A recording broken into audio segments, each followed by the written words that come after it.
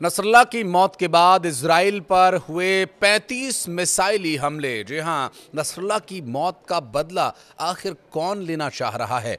अब लेबनान के बाद इजराइल का निशाना किस पर है, जो अभी लग नहीं पा रहा है? क्या है वर्तमान स्थिति, इस पर पूरी विस्तार पूर्वक देंगे जानकारी।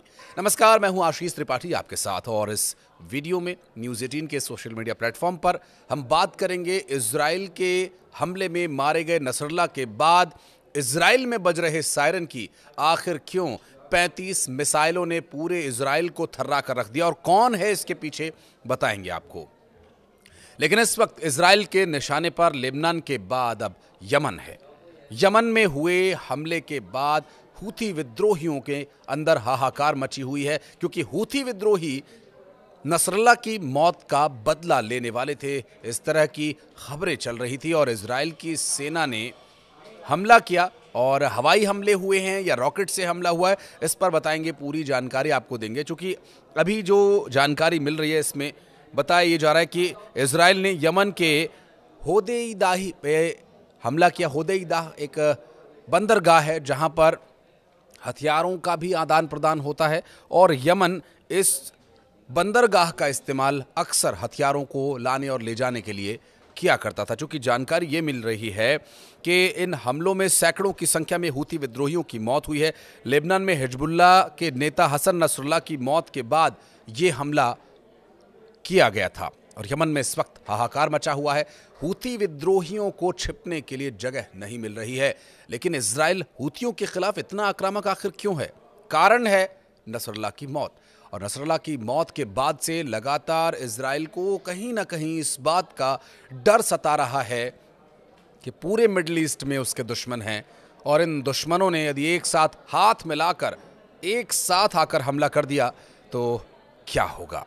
अब इसके पीछे का जो मेथड है, जो कहानी है, वो समझने की कोशिश करते हैं। दरअसल ये जो लड़ाइयाँ चल रही हैं या जो हमले हो रहे हैं, ये युद्ध के तौर पर नहीं हो रहे हैं। ये प्रॉक्सी वॉर है, एक छद्म युद्ध है, जिसमें खुले तौर पर दो राष्ट्र तो सामने नहीं आ रहे हैं, लेकिन कुछ एक संगठन, कुछ सैन्य शक्तियाँ, कुछ अधिकारी ज़रूर इस लड़ाई को लड़ रहे हैं। हालांकि नेतन्याहू ने खुले तौर पर इसे युद्ध ही कहा है, लेकिन ये आधिकारिक तौर पर युद्ध नहीं है। जो जानकारी मिल रही है उसमें यह बताया जा रहा है कि हूथी विद्रोह इस बंदरगाह का इस्तेमाल, जहां पर हमला किया गया, जिसे होदेदाई कहा जाता है, और उस होदेदाही बंदरगाह का इस्तेमाल हथियारों की तस्करी के लिए किया जाता रहा है। और बमबारी इस बंदरगाह पर इसलिए भी ज़रूरी थी क्योंकि यहाँ पर यदि हथियारों का आदान प्रदान होता रहा तो इसी तरह से इजराइल में सायरन बजते रहेंगे, चाहे फिर वो हिजबुल्लाह के लड़ाके करें, चाहे फिर वो हूथी विद्रोही करें। हमले में अभी जो जानकारी मिल रही है, इजराइल पर कम से कम 35 से ज़्यादा मिसाइलों से हमला किया गया, और इस वक्त इजराइल में भी इस बात को लेकर भय है कि कहीं नसरल्लाह की मौत के बाद इस आक्रोश में हूथी विद्रोहियों को वो ट्रिगर ना मिल जाए जो इजराइल पर एक बार फिर बड़ा हमला करने की प्लानिंग करने के लिए उन्हें उकसाए। हालांकि आपको बता दें कि इजराइल ने 1800 किलोमीटर दूर, इजराइल से ये जगह 1800 किलोमीटर दूर है, जो कि होदेईदाह नाम से बंदरगाह है, और इतनी दूर सटीक निशाना लगाने वाली ऐसी कौन सी मिसाइलें हैं वो भी आपको बताएंगे। दरअसल ऐसा इसलिए हो पाया क्योंकि इजराइल के पास कई ऐसी मिसाइल हैं जो कई हज़ार किलोमीटर दूर, कई 100 किलोमीटर दूर पिन पॉइंटेड टारगेट पर हमला करने में सक्षम है, जिसमें पिन पॉइंट एक्यूरेसी के साथ हमला करने में माहिर इन मिसाइलों का इस्तेमाल होदेईदाह बंदरगाह पर भी किया गया, और फिर लड़ाकू विमानों का भी इस्तेमाल किया गया। ज़्यादा हमले लड़ाकू विमानों से हुए या फिर ये मिसाइल ने ज़्यादा नुकसान पहुंचा, हालांकि इस बारे में बहुत स्पष्ट जानकारी नहीं मिल पाई है। लेकिन अभी ये लड़ाई आगे इसी तरह से जारी रह सकती है, क्योंकि इससे पहले भी लड़ाकू विमानों के जरिए यमन में हूतियों के ठिकानों पर हमले होते रहे हैं, और हूती विद्रोहियों पर अब पूरी तरह से आक्रोशित इजराइल की सेना लगातार हमले कर रही है। और इस बीच जानकारी ये भी मिल रही थी कि लेबनान में जिस तरह से हिजबुल्लाह के कमांडर की मौत हुई उस हमले में, उसके साथ कई और लड़ाकों को भी मार गिराया गया।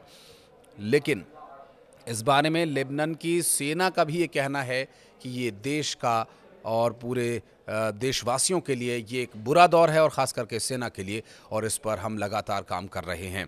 क्योंकि अभी जो जानकारी मिल रही है उसमें नसरुल्लाह की मौत के बाद लेबनान की सेना ने अपने पहले बयान में इस बात का जिक्र किया था और बताया था कि कम से कम 1030 लोग जब नसरुल्लाह की हत्या की गई उस दौरान हुए हमले में मारे गए हैं।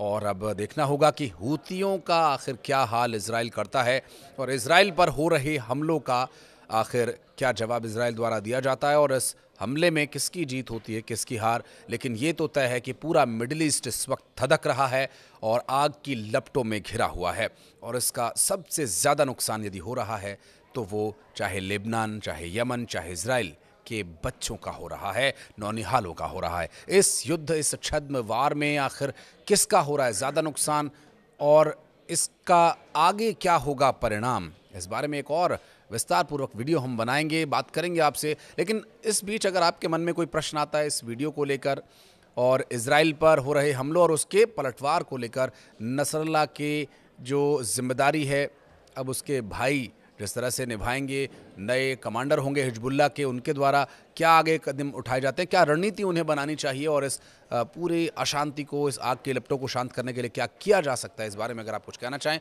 तो कमेंट बॉक्स में रहेगा आपका वेलकम। इस वीडियो में फिलहाल